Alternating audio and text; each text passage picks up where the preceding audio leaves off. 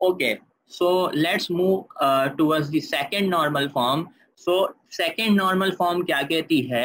The table are said to be in the second normal form.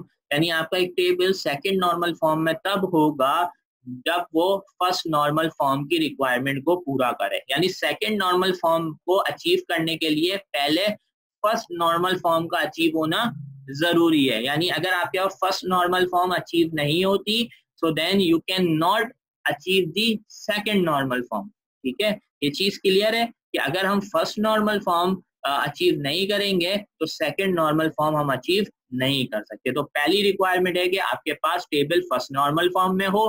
There are no partial dependency in the tables. Table के अंदर partial dependency नहीं होनी चाहिए। The tables are related to foreign keys, और table should be related through the foreign keys. यानी table जो है वो किस तरह से रिलेट करेंगे? फॉरेन कीज के थ्रू रिलेट करेंगे। अब लेट्स से कि पार्शियल डिपेंडेंसी क्या है, ठीक है, क्योंकि बेसिकली जो सेकंड नॉर्मल फॉर्म आपके पास ली जाती है, सेकंड नॉर्मल फॉर्म को यूज किया जाता है, वो पार्शियल डिपेंडेंसी को खत्म करने के लिए हम यूज करते हैं। तो पार्शियल डिपेंडेंसी क्या है? Let's say partial dependency means a non key attribute. Non key attribute कौन सा है? जिसके ऊपर की अप्लाई नहीं की हुई। यानी अगर हम यहाँ पर देखें एम्प्लॉय के टेबल के अंदर, employee name, grade and salary are the non key attribute, should not be partially dependent on more than one key attribute.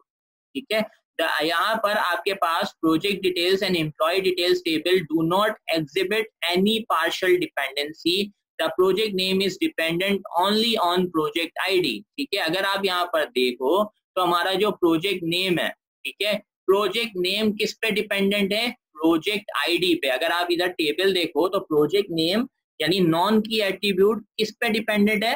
Project ID पे।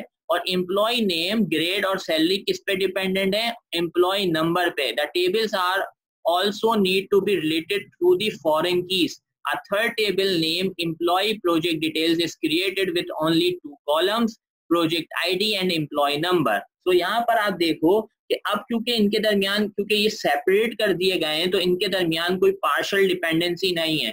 पार्शियल डिपेंडेंसी अगर आप यहाँ पर जाते तो यहाँ पर अगर पहले वाली फॉर्म में जो आपके पास टेबल था, इसके अंदर आपके पास एक तो एटॉमिक सिटी का मसला था और दूसरा पार्शियल डिपेंडेंसी भी थी, क्योंकि आपके पास जो नॉन की एट्रीब्यूट था वो एक से ज्यादा जो है ना वो एट्रीब्यूट पे डिपेंड कर रहा था। क्यों? यहाँ पे एम्प्लॉय नंबर भी एक की एट्रीब्यूट है और प्रोजेक्ट आईडी भी जो है वो एक की एट्रीब्यूट है।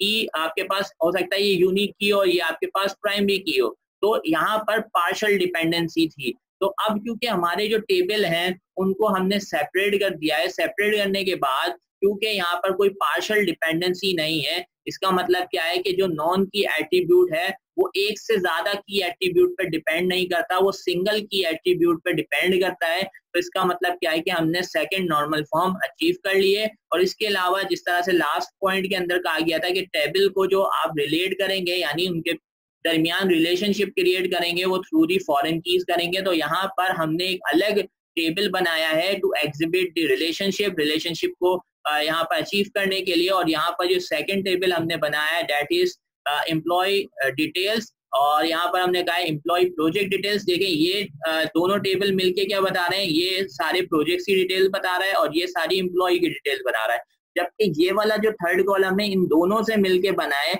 और ये सिर्फ आपको ये बता रहा है कि कौन से एम्प्लॉय को कौन सा प्रोजेक्ट जो है वो असाइन हुआ है। अब यहाँ से अगर आप एक चीज नोटिस करो तो ये वाले टेबल और ये वाले टेबल के अंदर जो रिपीटेशन का मसला था वो भी खत्म हो गया, एटॉमिसिटी का मसला भी खत्म हो गया, और आपके पास जो पार्शियल डिपेंडेंसी थी वो भी यहाँ पर खत्म हो गई। ठीक है, तो अब ये टेबल जो है अब इसके अंदर रिपीटेशन आ रही है उसका कोई इशू नहीं है, क्योंकि ये टेबल हमारे पास जस्ट क्या कर रहा है? रिलेशनशिप को शो कर रहा है। अगर मैं यहाँ से कोई डेटा डिलीट भी कर दूंगा तो it will not affect this table. ठीक है, यानी मेरा जो एक्चुअल डेटा है वो इस पे अफेक्ट नहीं करेगा। ठीक है, तो यहाँ पर हमने क्या कर दिया? सेकंड नॉर्मल फॉर्म में लाने के लिए पहले तो हमने क्या किया?